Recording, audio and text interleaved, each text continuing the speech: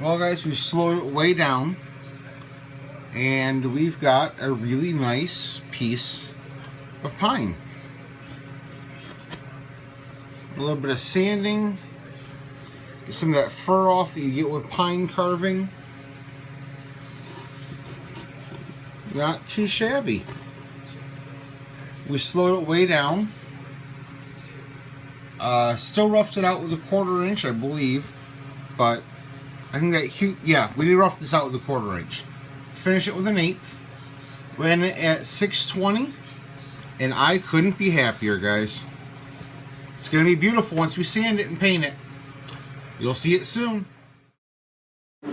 Well, here's the finished product, guys. Nice, clean, simple piece. I used chalkboard paint on the back of it, and for the bones I used a glow-in-the-dark paint to kind of give it a different aspect of for the look. I don't use the glow-in-the-dark very often, but I thought it'd be kind of cool to play with it a little bit. I don't know if I'll do that for pieces that I'm selling. It took quite a bit of time to put the glow-in-the-dark paint on because it takes several coats.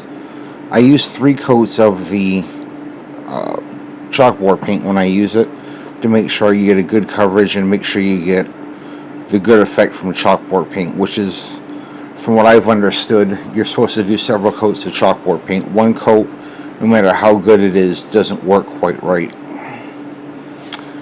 So here you see the 1/4 inch bit running, and I know I just talked about all this, but we're doing a 42% step over on the pine, and we're doing a 2mm pass. The pine is so soft that I can really crank up the speeds on this. I think we're running at 680 millimeters a minute. Yes, I am an American and I work in metric. Metrics and machining go really well together. The imperial system in machining is very difficult because of the fractions you're using, and the very small increments don't lend themselves well to the traditional imperial method of mathematics and measurement. Kind of cool when we get to the finishing pass here in a second. You're going to see the pine, the fibers in the pine kind of roll up and away from the bit because we're only doing a 10% step over on the finishing pass. And the finishing pass is using the 1/8 inch ball nose bit, and it's kind of cool. You can watch the fibers rolling up and away from the bit. Because pine is so fibery, you don't see that often with the cherry or the oak that I use. I do a lot of cherry because I have a lot of cherry lumber at home. So you'll see me play with cherry quite a bit.